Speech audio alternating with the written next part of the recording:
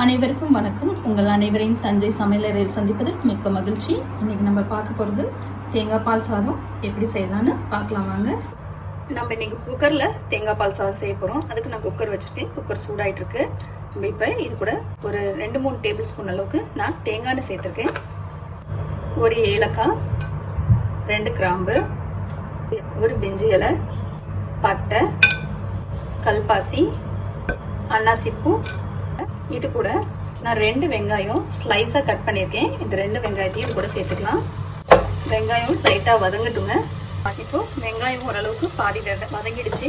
ஃபுல்லாக ரொம்ப வதங்கணும்னு அவசியம் இல்லைங்க. தேங்காய் பால் சாதத்துக்கு ரொம்ப வதங்கிடுச்சுன்னா கலர் சேஞ்ச் ஆகிடும். மல்லி, புதினா, நான் ஒரு 3 பச்சை மிளகாய் சேர்த்துருக்கேன். உங்களுக்கு காரம் வேணும்னா அதிகமாக கூட சேர்த்துக்கலாம். புதினாவில் கொஞ்சம் வதங்கிட்டு இருக்கு. இது கூட இஞ்சி பூண்டு பேஸ்ட்டு நான் ஒரு 3-4 ஸ்பூன் கிட்ட சேர்க்குறேன். இந்த கிளாஸால் 3 கிளாஸ் அரிசி எடுத்துக்கோங்க. அதை நான் ஒரு பெரிய பாத்திரத்தில் மெஷர் பண்ணிக்கிட்டேன். அப்போ அந்த பாத்திரத்தால் நான் ஒரு கப் அளவுக்கு தேங்காய் பால் எடுத்துருக்கேன். அதாவது இதெல்லாம் 3 டம்ளர் தேங்காய் பால். 3 டம்ளர் தேங்காய் பால், 3 டம்ளர் தண்ணி வச்சுக்கலாம்.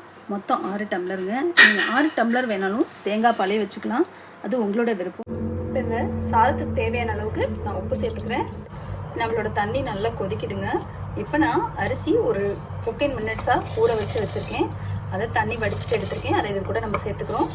உப்பு வந்து ஒரு கல் கூட இருக்கிற மாதிரி பார்த்துக்கோங்க. அப்போ தான் சாதம் வெந்ததுக்கப்புறம் சரியாக இருக்கும். நமக்கு தண்ணியில் இருக்கும் போதே உப்பு செக் பண்ணிக்கோங்க. அதுக்கப்புறம் நம்மளால் செக் பண்ண முடியாது. இப்போ எனக்கு உப்பு கரெக்டாக இருக்குது.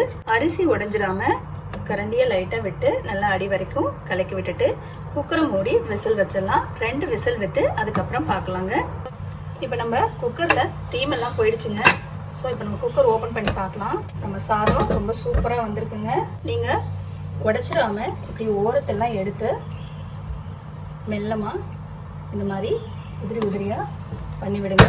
பாருங்கள், நல்ல சாதம் அழகாக வெந்து தனித்தனியாக சூப்பராக வந்திருக்கு. பாருங்கள், சாதம் நல்லா இருக்குது. இந்த மாதிரி தாங்க கரெக்டான பதத்தில் வந்திருக்கணும். நான் சொன்ன விசில், நான் சொன்ன அளவு எல்லாமே நல்லா வந்திருக்கு. அதே சமயத்தில் நல்லா சாஃப்டாகவும் வெந்திருக்கு. இப்போ இது கூட கொஞ்சோண்டு நம்ம நெய் சேர்த்துக்கலாம். நான் ஒரே ஒரு ஸ்பூன் அளவுக்கு இதில் கடைசியாக நெய் சேர்த்துக்கிறேங்க.